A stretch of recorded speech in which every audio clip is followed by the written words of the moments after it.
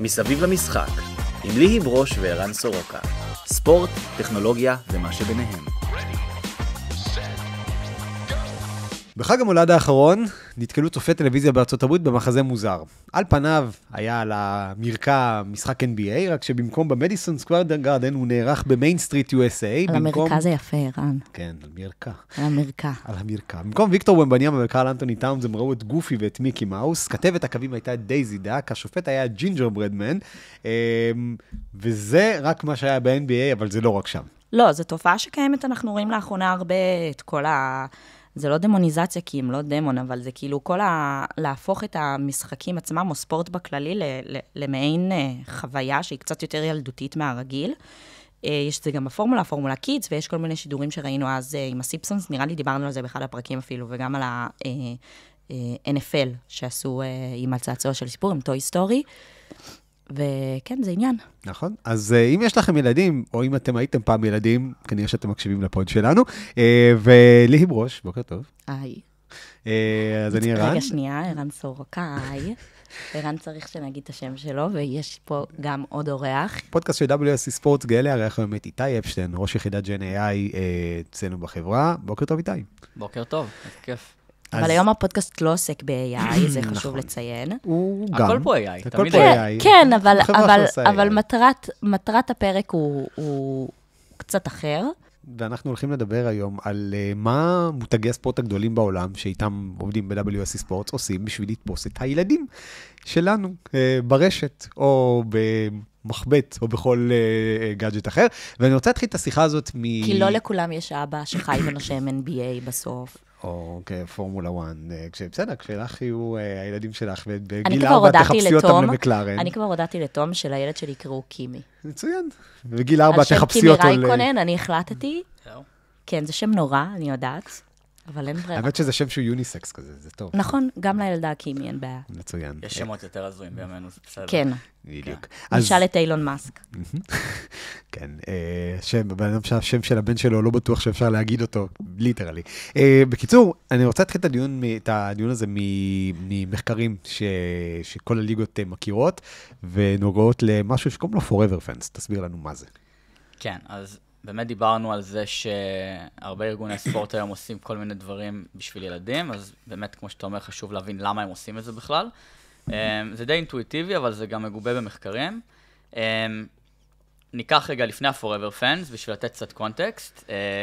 WSC ו-2 Circles, שזאת איזושהי חברת אסטרטגיה די גדולה בתחום הספורט, ספורט מדיה, עשו איזשהו מחקר ומצאו שבגדול, אנשים הופכים להיות אוהדים עד גיל 14. הם עשו את המחקר הזה בכל מיני ספורטים, בכל מיני מדינות בעולם. אנחנו יודעים כמה ילדים השתתפו, או כמה אנשים השתתפו במחקר, כאילו איך? כן, בגדול זה מבוצע על ידי סקרים. אלפי אנשים בסקר הזה, לא עכשיו מאות אלפי, אבל זה מדגם די יפה.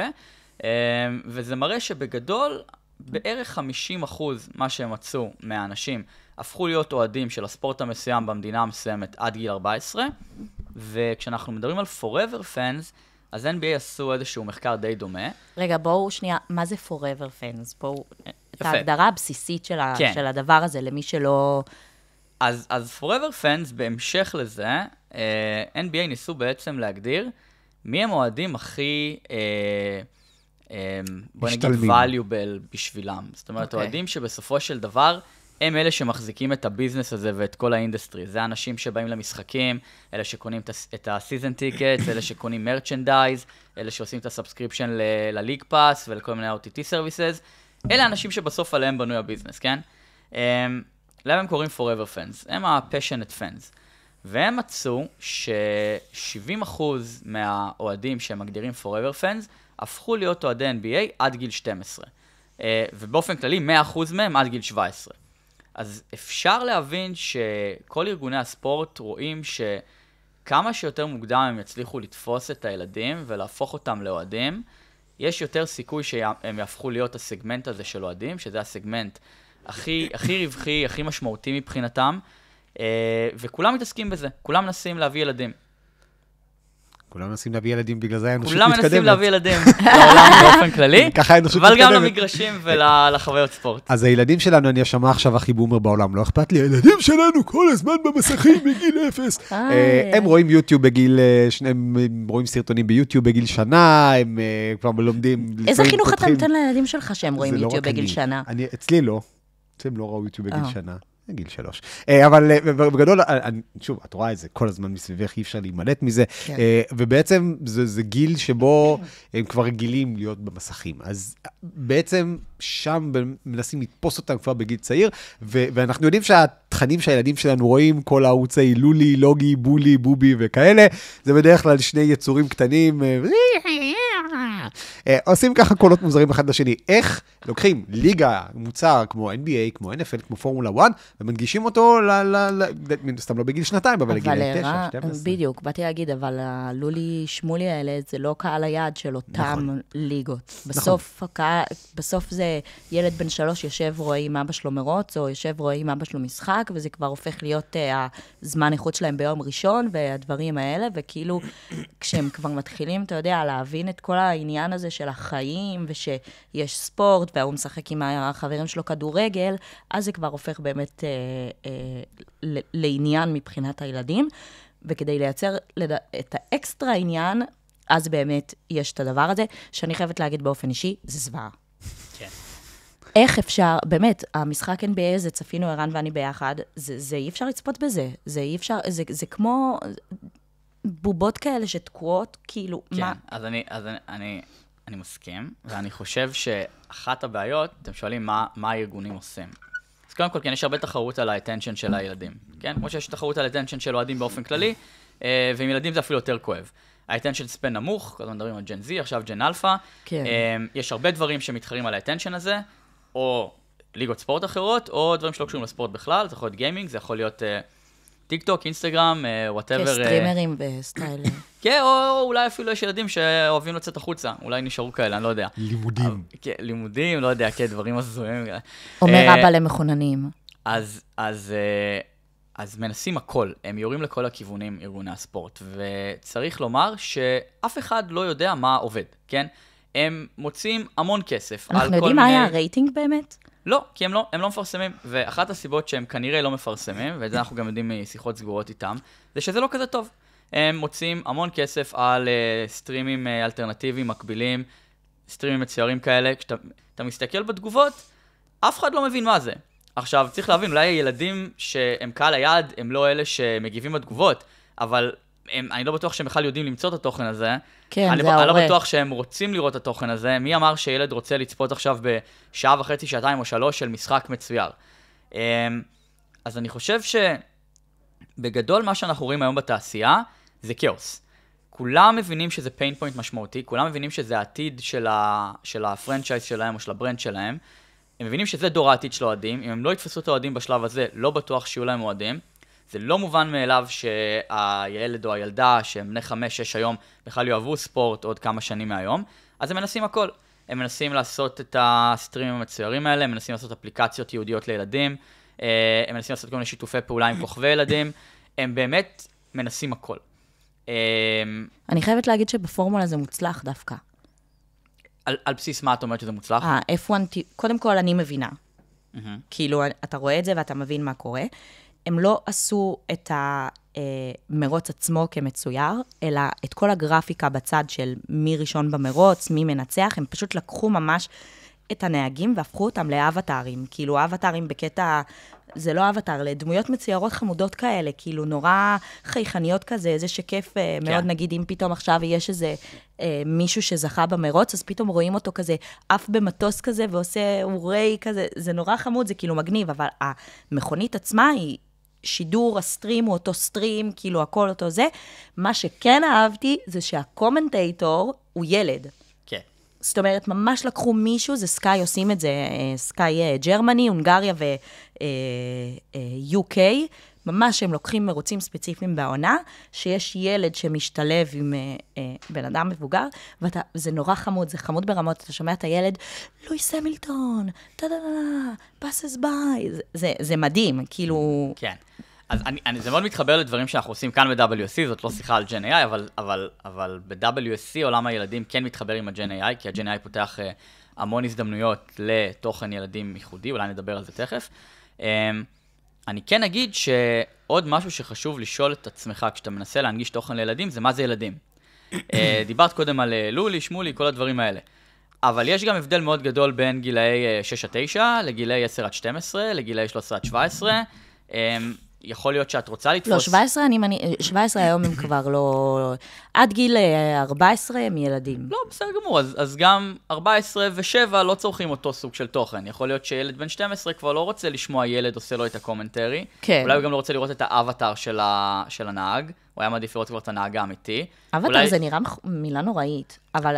יצגן לדעתי קוראים לזה בעברית. כן, אבל זה כאילו לא בא במקום, אתה מבין? הם כאילו משלבים את זה על המסך בצורה נורא אינטליגנטית, שגורמת למסך להיראות ציורי, כי בסוף הכל צבעוני כזה ונחמד. כן. אני לא אתווכח איתך על האם זה טוב או לא. העובדה היא שאף אחד לא יודע. כי אף אחד לא מפרסם נתונים על זה. וכשאתה מדבר איתם, הם בדרך כלל אומרים לך, לא פיצחנו את זה. ולכן מה שאנחנו מראים היום ללקוחות, מאוד מדבר אליהם, כי בגדול הם אומרים, כן, תביא לי... אז מה אנחנו מראים בעצם? אז אני חושב שהמקום שאליו אנחנו ניסינו ללכת כאן, הוא איזשהו מקום שקודם כל משלב את החוזקות של WSC, ואת ההבנה של מה אוהדי ספורט וצרכני ספורט רוצים, ועל אחת כמה וכמה ילדים. אז קודם כל דיברנו על attention span, אז אנחנו פחות מאמינים בלייצר עכשיו תוכן ארוך לילדים. כי אני לא רואה ילד עכשיו יושב ורואה סטרים מצויר במשך שעתיים, כי אני לא רואה אותו רואה כלום במשך שעתיים. אולי סרט עם ההורים שלו של דיסני בקולנוע, גם, אני לא בטוח. כן, כי יש עלילה מתפתחת ותופס את ה... ולכן אנחנו מתמקדים בשורט פורם. הדבר השני זה הסיפור המצויר. אנחנו משיחות עם הלקוחות רואים שלקוחות אומרים, נכון, עשינו כל מיני ניסויים עם תוכן מצויר, אבל כן היינו רוצים לייצר חיבור אמיתי בין הילד לבין התוכן האמיתי. אחלה, אני יכול לייצר איזושהי דמות מצוירת של סטף קרי, אבל הם אומרים לנו, אנחנו רוצים שילדים יאהבו את סטף קרי. את הקול שלו, את הדמות שלו, את הנראות האמיתית שלו. כנ"ל לגבי המשחק עצמו. שהוא ירצה שאבא שלו או אמא שלו ייקחו אותו למשחק, לראות את המשחק, כי זה המשחק, ולא כי זה משחק מצויר. אז זה החיבור לעולם האמיתי, זה השורט פורם, והלייר האחרון זה כן הלייר של ההנגשה. אז מה אתה כן מנסה להנגיש? אולי זה הקומנטרי, כמו שאתה אומר, כמו שאת אמרת. אולי הקומנטטור הוא ילד, או סגנון של ילדים. אולי הקומנטרי הוא דמות שילדים אוהבים, שמנגישה להם את זה. אולי זה ספיידי מדבר, אולי זה דמות חדשה לגמרי. זה לקחת ברנדים שהם כבר אוהבים, ולחבר אותם לעולם שאתה מנסה לייצר חיבור חדש אליו. עשינו איזשהו... כמו לגו לדוגמה. כמו לגו, כמו ברול סטארס, כמו פורטנייט. לקחת עולמות שהם כבר אוהבים ומחוברים אליהם, לחבר אותם לעולם הספורט, בתוך מסגרת שהיא שורט פורמית, בתוך מסגרת שמחברת אותם לתוכן האמיתי, לא בהכרח מצויר, או אלמנטים מצוירים מאוד מאוד ספציפיים. וזה סוג התוכן שאנחנו מנסים לייצר היום, וסוג המוצרים שאנחנו מנסים לפתח, ואפשר להתעמק בזה אם אתם רוצים, אבל כן. ויש עתיד לדבר הזה? כנראה. כאילו, אני מניחה שעובד ל-F1 TV, כי הם עושים את זה כבר עכשיו עונה שנייה, וזה רץ, והם לא מורידים את זה. אבל אני מניחה שאנחנו לא נראה עוד פעם את הטוי סטורי כ-NFL. אני חושב שקודם כל הטוי סטורי, NFL והדברים האלה, אנחנו יודעים מידיעה, כל סטרים של זה, זה הפקה מאוד מאוד יקרה. מי משלם באמת? זה ה-NFL משלמת או... אני חושב שגם אחד מהדברים החשובים כאן... או דיסני משלמת. כאילו, כי זה שיתוף פעולה מסחרי שאפשר לדבר עליו. נכון, אבל קודם כל זה גם נובע מזה ששוב, צריך להזכיר, דיסני הבעלים של ESPN, למשל. נכון. אז הם יכולים להביא את הדמויות שלהם, והם לא צריכים לקנות את הזכויות ממישהו אחר, למשל. שם זה קל. NHL עשו את ביג סיטי גרינס, נכון? אז כן, שם NHL שילמו עבור הזכויות לעשות את זה. אבל לא רק זה, הם גם שילמו על החברה שעושה את זה, הם שילמו על הארדוור, על מצלמות מיוחדות, שבעצם יעשו טרקינג למשחק בלייב, ואז אתה מוציא משם כל מיני דאטה תלת-ממדי ודברים כאלה, ואז על זה אתה מלביש מנועי משחק, כלומר יש heavy lifting משמעותי מאוד בלייצר את התוכן הזה, ולא בטוח שהוא מחזיר את עצמו. עכשיו, כשאנחנו מדברים על F1 TV, זה לא אומר כלום שהם ממשיכים לעשות את זה. יש המון אפליקציות היום של קבוצות ושל ליגות לילדים, והם אומרים לך, זה לא עובד. אנחנו ממשיכים לעשות את זה כי יש משמעות שלילית גם לעשות משהו ולהוריד אותו. מבחינת ברנדינג ומרקטינג וזה. תשמעי, זה גם מה שעכשיו אוסטרליאן אופן עושים.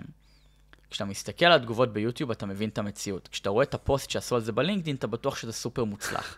אז זה לא אומר כלום, כן? אבל אז אתה בא ורואה ולא בלינקדין מבין הכל כלום. סופר מוצלח, כן? כן. לא, אבל זה שאתה מבוגר, רואה את האוסטרליאן אופן ולא מבין מה קורה, אי אפשר לצפות מילד שיבין מה קורה. אני לא בטוח. יכול להיות שדווקא את אומרת, הם עושים את זה, הם מדברים לילדים בגובה העיניים הזה, ואת בגובה העיניים הזה, אז את הגיוני שאת לא תביני, אבל אם הילד יבין אז הם הצליחו. השאלה אם אתה מדבר לילדים? לא, אבל... זאת השאלה. זהו, אז אני לא יודע אם אתה מדבר לילדים. אחד המוצרי דגל שאנחנו מנסים עכשיו להשקיע בהם מאוד, אנחנו אמרנו, צריך לייצר סוג חדש של תוכן לילדים. לא לעשות משמש של קצת לאלץ את זה. וזה מה שאנחנו קצת מרגישים לגבי הדברים שאנחנו רואים היום בחוץ. לייצר משהו חדש לגמרי, שמבוסס על כל ההנחות בסיס שאנחנו מכירים של איזה סוג של תוכן ילדים אוהבים, ואיזה סוג של תוכן אוהדי ספורט אוהבים. ולכן המוצר שאנחנו קוראים לו AI Shows למשל, זה מוצר שמנסה לייצר איזשהו אינטרסקשן בין ספורטס קונטנט, ניוז וקידס קונטנט. ולאיזה פלטפורמה זה מכוון? כי זה גם קטע. כאילו, אתה לא תראה ילד בן 6 בטיקטוק היום, אבל אתה כן תראה ילד בן 12 נגיד. כן, אז הפלטפורמות, קודם כל, רוב התוכן הזה שאנחנו מדברים עליו, אנחנו מדברים על יותר on and operated, פחות social media. אולי לסושיאל מדיה תעלה טיזרים, להביא ילדים לשם. אנחנו כן מדברים על האפליקציות, אולי אזורים יהודיים לילדים בתוך האפליקציות, או אפילו האפליקציות ילדים של הלקוחות האלה. לפעמים יש להם גם ערוצים, למשל ל-NBA יש את הערוץ הראשי שלהם, ויש להם ערוץ שהוא יותר מיועד לצעירים, אמנם לכזה Game Tutorials וזה. NBA Junior. כן, NBA Junior. ובכל אלה זה מדהים, כי בסוף אתה תלוי בהורה. זה לא שהילד לראשונה נחשף לתוכן של הילדים, כי הוא ילד וזה כי הגיע אליו.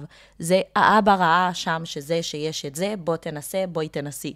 זה כאילו אף פעם לא מכוון תחילה ישירות לילד עצמו. אתה כאילו חייב לתפוס קודם את ההורה, בשביל שהילד באמת... למרות שאם הילד עכשיו הוא בן 12, כמו שאת אמרת, והוא גולש באינסטגרם, והוא יראה עכשיו פרסומת ל-F1 Kids, יכול להיות שההורה שלו לא אוהב F1 Kids, אבל הוא יגיד, וואי אבא, תראה, וואי אמא, תראי, יש מרוץ מכוניות מגניב, הם עושים את האלה עם האבטרים, וזה נשמע לי מגניב, אפשר לראות את זה גם? אני חושב שמנסים, כן, כמו שאיתה אמר, לתפוס אותם בסושיאל מדיה, כדי להביא אותם לשם. אני חושב שיש פה סוגים שונים של אוהדים. כשהתחלנו לעבוד על AI Shows וחשבנו, כשנעשה את הפוקוס גרופ על הפרק הראשון, עם הלקוח הראשון שנעלה איתו לאוויר, משהו שאמור לקרות מאוד בקרוב, חשבנו איך אנחנו מרכיבים את הפוקוס גרופ הזה. אז קודם כל אמרנו, זה פוקוס גרופ שמורכב מהורים וילדים. כי זה נכון, צריך לתפוס גם את ההורים, צריך שההורים יאשרו את התוכן הזה, יראו בזה תוכן חינוכי וטוב. אבל אז אמרנו, אוקיי, אנחנו רוצים הורים שאוהבים ספורט, אנחנו רוצים הורים שלא אוהבים ספורט, ילדים שאוהבים ספורט, ילדים שלא אוהבים ספורט. יכול להיות שילד יראה משהו מגניב, יראה לחבר שלו בכיתה, בלי שההורה היה מעורב בכלל. ויכול להיות שיש הורה שממש רוצה שהילד יהיה האוהד של הקבוצה שהוא אוהב גם. ולכן, בסופו של דבר, אנחנו מבינים שיש פה כמה סגמנטים שונים של אוהדים, וכמה סגמנטים שונים של הורים גם, שירצו או לא ירצו שהילדים שלהם יחשפו לתוכן הזה. אנחנו גם מכירים את זה, ואתה דיברת על הנגשה, אז אני רוצה רגע להיכנס לסיפור הזה של הנגשה. אחד הדברים שכן אהבתי בדנק דה הול, זה הדבר הזה שה-NBA עשו עם דיסני, זה שתוך כדי משחק הסבירו לילדים מושגי בסיס. עכשיו אמרו, ג'יילן ברונסון עשה אסיסט, ואז כזה קפצו חצי שנייה, 20 שניות כזה, אסיסט זה כשמישהו מוסר כדור למישהו אחר, והמישהו אחר קולע, ושניהם שמחים, ורואים שני ג'ינג'ר ברדמן עם כדור, מוסרים אחד לשני, וזה מאוד נחמד. זה בעיניי דרך טובה להסביר לילד בין 7 או 8 או 9, מה זה אסיסט.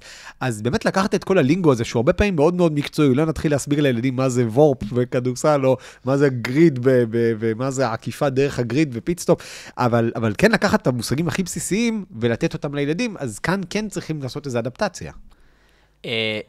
נכון, זה סוג מסוים של תוכן. שיחה שיש לנו עכשיו עם ה-NBA למשל, לגבי התוכן הזה שאנחנו מדברים עליו, ה-AI Shows, שגם אתה מעורב בזה באופן מאוד פעיל, איזה סוג תוכן אנחנו רוצים? אנחנו רוצים תוכן שמחבר אותם ליומיום של הליגה, למה שקורה, לאקטואליה, לשחקנים, להראות להם דברים מגניבים בצורה מאוד נגישה. אבל הלקוח אמר, רגע, אבל מה עם player introductions, מה עם game tutorials, מה אם הם לא מחוברים למשחק בכלל? עכשיו אתה מראה להם daily recap, אבל זה לא אומר להם כלום. יכול להיות שצריך שילוב. יכול להיות שזה גם בדיוק הקו שמבדיל בין תוכן שאתה מייצר לילדים ממש קטנים, שעוד לא יודעים מה זה המשחק בכלל, לילדים שכבר כן מודעים למשחק, אבל לא עוקבים אחריו, כי אין להם פלטפורמה שכיף להם לעקוב אחרי המשחק. אז כן, לגמרי, זה סוגים שונים של תוכן. זה גם עניין של כמה הספורט הוא פופולרי, כי בסוף כדורגל לא צריך להסביר עכשיו כל דבר, מה זה... נבדל. בסדר, נבדל, אתה יודע, זה כאילו כבר הפך להיות בדיחה בישראל, שאף אחד לא יודע מה זה. אבל בסוף לא צריך להסביר, לדוגמה, את החוק של השחקן האחרון, למה אם הוא עושה עבירה, זה אדום, או כל מיני דברים כאלה. העניין הוא, בסוף, ההבנה הבסיסית של המשחק, כדי שהילד יוכל לפתח איזשהו engagement, שהוא ייהנה מהצפייה, ובסוף זה לא עכשיו, בוא תהיה ערן סורוקה של הכדורסל. אז כל ההערות הקטנות האלה של מה זה אסיסט ומה זה, זה מאוד יפה, אבל גם צריך להבין, בדיוק כמו שאיתה אומר, לאיזה קהל יעד זה פונה. כי בסוף אם עכשיו ילד שהוא משחק כדורסל עם החבר'ה, ישמע כל היום הסברים על כדורסל תוך כדי משחק, אי אפשר ליהנות מהמשחק ככה, זה לא, אין זרימה בסוף של מה שקורה, זה גם על חשבון מה שקורה במשחק, אם אתה אומר שזה כריפלייז. לא, זה לוקחים את זה בזמן, נניח, ב10 שניות מתות, ששחקן הולך לזרוק עונשין. אוקיי. או כשיוצאים לפרסומות. אז אם זה השערה שלא מפריעה לי בחלק, בצפייה השוטפת, אין בעיה, נגיד ב-F1 TV הם עושים את זה בכתוביות. זה גם נפלא. שוב, אני לא ראיתי אף פעם שידור שלם של F1 Kids, אבל בסוף יש ממש כתוביות כאלה שעולות וזה, אבל... אי אפשר כל הזמן להכניס להם מידע, כאילו הם לא באו לשיעור כדורסל. אז שוב, אני חושב, וזה... תראו, זה מצחיק. הייתי יכול לשבת פה ולהגיד לכם את כל מה שאני יודע, כאילו זאת אמת מוחלטת, וכאילו העולם כבר פיצח והבין את זה, והנה, F1 עושים את זה, כנראה שזה עובד. אבל באמת, אף אחד לא יודע מה עובד. יכול להיות שהכתוביות זה אחלה, יכול להיות שלא, יכול להיות שהילדים אוהבים את הטוטוריאל, יכול להיות שלא. בגלל זה, אני חושב שבכל התחום הזה, וזה גם מה שמוביל אותנו כאן מוצרית, אנחנו עושים מה שאנחנו מאמינים בו ומבינים אותו, בתקווה שזה יתפוס ויעבוד, על אחת כמה וכמה, כשלא ראינו ששום דבר ממה שעשו עד עכשיו, פיצח את זה. אני, כשהתחלנו לעשות את זה, ודיברתי על זה עם איתי קפלן, שעובד איתי על זה, מה שאמרנו, אנחנו רוצים לייצר תוכן, שילדים ירצו לחזור אליו כל יום, לא להרבה זמן, לפחות בהתחלה. אני דמיינתי שכל יום ילד חוזר מבית ספר, פותח את האפליקציה שלו, או פותח דיסני פלאס, או ניקולודיאן, whatever, ויש לו איזושהי רצועה של 5 דקות, שמדברת על NBA לצורך העניין. ומי שמביא לו את הרצועה הזאת, זה דמויות שהוא מתחבר אליהן, והתוכן שיש לו שם הוא תוכן מאוד נגיש ומהיר וקליל וכיפי כזה, ואם פעם ביום הילד ייגע בתוכן של הספורט של אותה ליגה בצורה מאוד נגישה וכיפית, אנחנו רוצים להאמין שזה יהיה כאילו ההוק הראשוני, שממנו הוא יגיד, וואלה, אולי אני אצפה במשחק, אולי אני אבקש מההורים לקחת אותי למשחק, וזה מה שאנחנו מנסים לייצר כאן. עכשיו, בתוך הדבר הזה, איך אתה מייצר מוצר כזה שעובד, יש לזה הרבה אלמנטים. אתה שם כתוביות, אתה לא שם כתוביות. אתה עושה גיים טוטוריאל, אתה לא עושה... יש פה המון אלמנטים. הדמויות מצוירות, השחקנים מצוירים, המשחק מצויר, אתה עושה קומנטרי שהוא כזה של ילדים, או שאתה משתמש בקומנטרי הרגיל, אתה עושה את זה עם מוזיקה או בלי. יש פה מלא אלמנטים, יש פה המון מקום לאקספרימנטס, וזה מה שאנחנו מנסים לעזור ללקוחות שלנו לעשות היום, אבל בעלות טעות נמוכה יותר. ואני חושב שזה גם משהו מאוד חשוב. עלות הטעות היום, במה שהם עושים, היא מאוד גבוהה. אתה רוצה להפיק פרק של F1 TV, או פרק של Toy Story עם NFL, אחלה, אתה לוקח סיכון משמעותי כאן. זה עולה המון כסף. הם מוכנים להשקיע אותו, אבל זה עולה כסף. אתה רוצה להשקיע אפליקציה חדשה, להשיק על אפליקציה חדשה, זה עולה. אבל אם אתה כאילו לא מייצר שידור, כאילו לא הופך את השחקנים לעוגיות, ורק מחליף את הגרפיקה מסביב שתהיה יותר kids friendly, העלות לא אמורה להיות יותר מדי גבוהה, זה בסוף עניין של איך אני מסדרת את הגרפיקה. כן, אבל אנימטורים זה דבר יקר, וגרפיקה, אונסקרין גרפיקס זה דבר יקר, הכל עולה כסף בסוף. בטח שזה בלייב גם, זה פרודקשן, יש לך שם אנשים שעובדים, זה נכון שזה פחות יקר. אבל זה אותו הפרודקשן, זה רק הקריין אחר, ציור על המסך הוא אחר. זה חבורת אנשים אחרת שמקבלת משכורת לעשות משהו לא, אחר. לא, זה בדוק, אבל אני כאילו מנסה להבין את העלות של זה, מול ממש לקחת את השחקן או את המגרש, ולהפוך את זה עכשיו לטוי סטורי, או לסימפסונס, או לא יודעת מה. ולכן F1 Kids יכול לרוץ עכשיו עונה שנייה, גם אם הם לא בטוחים מה זה נותן להם, ו-NFL טוי סטורי לא בטוח שיקרה שוב.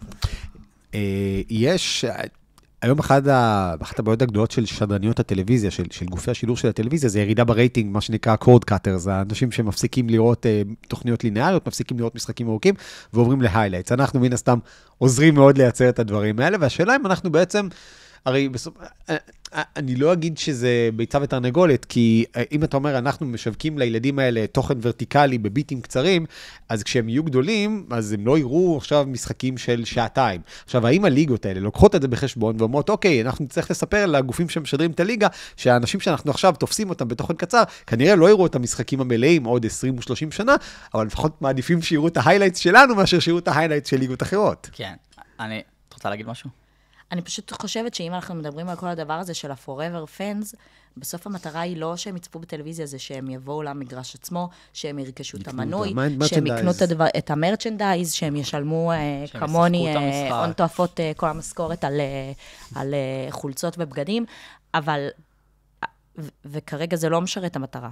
אני חושב שיותר מזה, אתה לא קובע consumption habits. נכון. אתה משחק את המשחק. ה-consumption habits נקבעים על ידי גופים חזקים מאיתנו, בסדר? זה עניין חברתי, זה אפילו לא, זה אפילו עניין חברתי, זה איפה אני גדל, מה התרבות, אם עכשיו אני עיר בארצות הברית שיש בה קבוצת NFL שהיא סופר חזקה, וכל העיר באטרף ולובשת את הצבעים של החולצה של הקבוצה, וזה יום חג כי עלינו לפלייאוף. זה עניין כאילו נורא תרבותי. אנחנו כישראלים, בואו נודה באמת, אין פה איזה תרבות ספורט שהיא אקסטראורדינרי, אנחנו לא חיים ונושמים את זה, אנחנו בחיים לא נבין את זה. אין לנו איזה אליל ישראלי שכל המדינה באטרף עליו עכשיו, ופתאום כל הילדים מתחילים להתעניין בספורט שהוא משחק בו. זה כאילו, אם אני מסתכלת על זה גורף עולמי, זה לחלוטין יכול כמובן להוסיף ל-Forever Fans ולכל זה, זה כאילו מחזק את האינגייג'מנט אבל, שכבר קיים אצל הילד איכשהו, כי הוא נתקל באיכשהו, אפילו לא אבא שלו, אפילו לא קשור לאבא שלו, סתם איזה חבר או סתם איזה כוכב כדורסל בא לבית ספר להגיד להם שלום, ומספיק שהחבר הכי טוב שלו היה באטרף היסטרי, פתאום הוא גם, זה כאילו נורא... מדבק. בדיוק, זה עניין של טרנד, זה ממש טרנד. את צודקת לעניין התרבותי יש המון מקום, בגלל זה קודם כל ארצות הברית זה מקום מאוד ייחודי בעניין של ספורט, מעבר להבנה שלהם שספורט זה אנטרטיימנט וזה מידיה וזה תרבות וזה לא ספורט כי משחקים ספורט, אבל כן, יש להם את הסנדיי פוטבול ויש להם את כל הטרדישנס והקולג' ספורט שם יותר גדול מפרופשיונל ספורט ברוב העולם, אולי אפילו הייסקול ספורט, אז כן, ארצות הברית זה עולם אחר, אפשר את זה בבריטניה, עם הורים שלוקחים את הילדים שלהם לכדורגל, או באוסטרליה, שזה עם קריקט, whatever, אבל אני אתן לך דוגמה איפה זה כן פוגש אותנו, בסדר? הבן דוד שלי משחק רובלוקס. רובלוקס זו תעלומה בפני עצמה, למה שהדבר הזה יתפוס בכלל, נכון? כן. אתה מסתכל על זה, אתה אומר, למה שילד ב-2025 ירצה לשחק בחוויה של 90s? אבל איכשהו זה תופס. באו כל מיני ארגוני ספורט ואמרו... ואיך זה תפס אותו? לא יודע איך הוא נכנס לרובלוקס מלכתחילה, כן? תפס אותו. למה? לא יודע. למה הילד של סורוק אוהב פוקימון? אני לא יודע. ילד בסוף נחשף למה שאוהב אותו. אבל אני חושב שחלק מהעניין זה... כנראה חבר'ה, משהו, כנראה... או שזה תפס אותו וזה, את יודעת, זה כמו שאני אשאל למה הילד הוא כל דבר ולא משהו אחר. כי יש דברים כנראה שתפסו אותו ו... אבל אני חושב שהיופי בזה זה שמה שארגוני ספורט כן יכולים לעשות היום, בעלות יותר נמוכה, בזכות מוצרים כמו מה שאנחנו מנסים לפתח או חברות אחרות, זה להגיד, רובלוקס תפס אותך, מגניב, אנחנו נכניס לך את עולם הספורט לרובלוקס, אנחנו נחבר אותך דרך מה שכבר תפס אותך. אנחנו לא ננסה לייצר לך עולם חדש שאולי תאהב ואולי לא תאהב. בוא ניקח עולם שאנחנו יודעים שאתה כבר אוהב, ובוא נראה לך איך הוא משתלב עם העולם שאנחנו רוצים שתחשף אליו, וזה חלק מלמה גם רואים הרבה ארגוני ספורט הולכים היום לגיימינג, ושיתופי פעולה עם רובלוקס או דמוי רובלוקס. לגו וכל מיני עניינים, כן. אנחנו מקבלים לסיום הזאת שאלה ברחמנה ליצלן, האם אנחנו רואים איזושהי קורלציה או איזושהי כוונה של הליגות לעודד גם את הילדים, לא רק לראות ולצרוך את הדבר הזה כשידור, אלא אשכרה לצאת החוצה ולשחק את זה? איך גורמים לזה לקרות? שאלה מצוינת. כמה הילד שלך פדלה, ערן? הלו. לא, זה מה שאני אומרת. בקבוצת זה לא על הילד שלך, זה איך גורמים לו לצאת, זה עניין של כמה הילד פדלה. אני יכולה להגיד לך, ובתור קאוץ' פטוטו רצינית, בתור ילדה, שאמא שלי ניסתה לרשום אותי לכל חוג אפשרי, לג'ודו, לבסקטבול, זה, תמיד תקעו אותי בתור שוערת, תמיד תקעו אותי על הספסל, תמיד הייתי, לא יודעת מה, אפילו בקראטה לא הצלחתי, ברמה כזאת.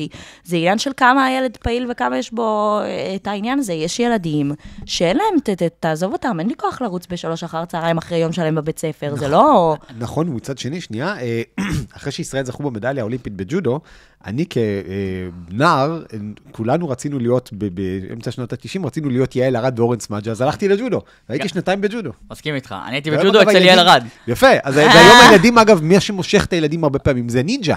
נכון. שאמר לי פעם אחד החבר'ה, שהוא בעצמו כזה שרירן, שזו תוכנית הטלוויזיה היחידה שעשתה טוב מבחינה הזאת.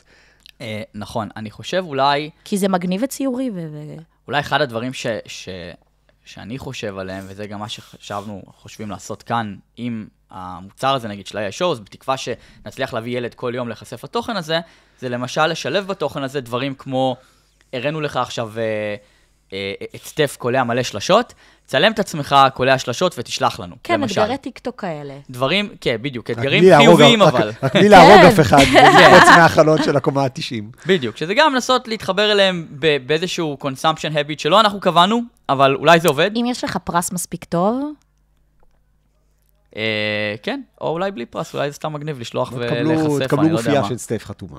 נו, זה סבבה. אבל את נגיד, כאוהדת F1, אין לך ממש איך להתנסות בזה. קבלי מכונית. לא, אני יכולה לנסוע לאבו דאבי וכאלה, אבל צריך רישיון לידני ואין לי. זה לשיחה אחרת. איתי אפשטיין, ראש יחידת Gen AI, כאן אצלנו ב-WSC ספורט, תודה רבה. תודה לך.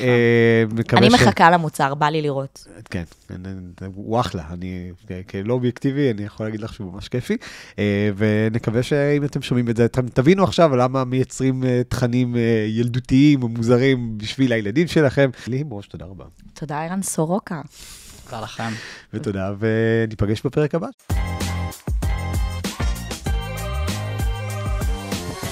מסביב למשחק, עם ליהי ברוש וערן סורוקה. ספורט, טכנולוגיה ומה שביניהם.